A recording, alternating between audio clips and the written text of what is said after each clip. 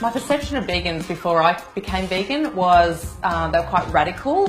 You know, I pictured hippies with tie-dye shirts. I love this stuff. But it's rapidly becoming mainstream. A lot of people still find it surprising that you can be a champion boxer and be a vegan. I love that I can challenge that. I don't think there's many Muslim vegans around. I haven't met one yet, but I really want to change that. Some people think it's pretty weird to be vegan. They're like, is it annoying? I'm like, no, I want to be vegan. I just think it's going to save the world. Soon everything might be gone. Like, I think it's from cow farts or something.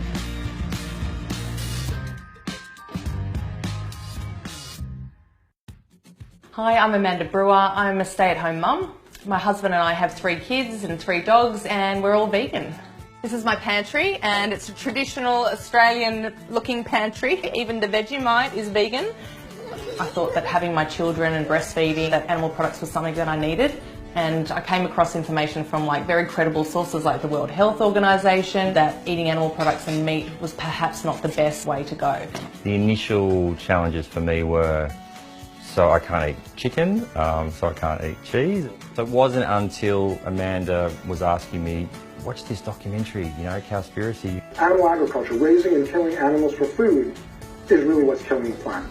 And so then from then on it was kind of like, I can't do that anymore. Okay, so 2 cups of cashews. Ice cream was a bit hard to give up until they made vegan ice cream, and I was like, yes, we've got it in the fridge right now. Who wants to help me feed the dogs? We feed our dogs human-grade food, and it's a very scientifically planned, well-balanced diet. Can I eat it? I don't think so. We did the research into, is this cruel, not giving our dogs meat? I know that one of the oldest living dogs in the world was on a vegan diet. I think children instinctively love animals, and so for her, she's become this fierce crusader. Someone had a ham sandwich at school, and I was like, that's an animal's life. How would you feel if you were that pig? And then the mums got really upset.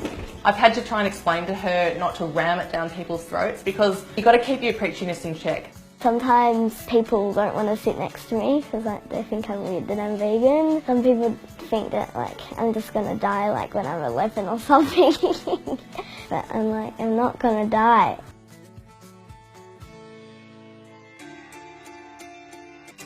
There's definitely the misconception out there that vegans are weak, they're not fit, can't build muscle mass. I love surprising people. I'm Claire Foreman, I'm the WMC Australian Bantamweight Champion. I think there's so much dogma in the fitness industry that you need excessive amounts of protein and that protein has to come from animal sources. Personally, I've found that by eating more carbs and more of a variety of foods that are able to build muscle.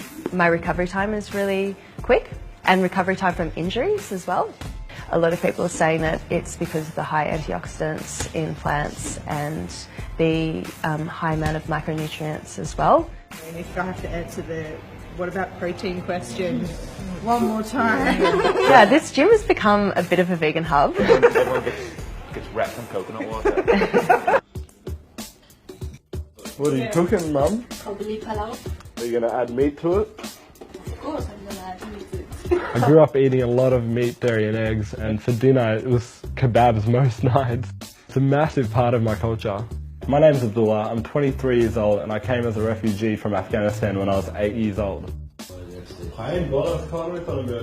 We came here because we were scared for our lives because of the Taliban. My dad used to be an artist in Afghanistan and they came and they smashed all his paintings and they beat my mum up in front of me, so I feel like having witnessed things like that, it's made me more compassionate as a person today. I think my parents didn't understand how I could change the way I ate so dramatically. I never expected to go from becoming a vegan to becoming a vegan activist. We head out every single weekend, we hold massive screens showing the public what actually goes on in the agriculture industry.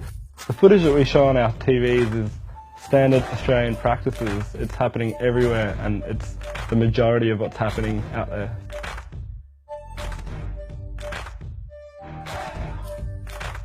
I don't think people consciously contribute towards the cruelty in animal agriculture. Like, most people don't actually know what's going on. People use words like organic dairy or, you know, happy farm, stuff like that, but they don't actually realise that at the end of the day, all these animals are going to the same slaughterhouse.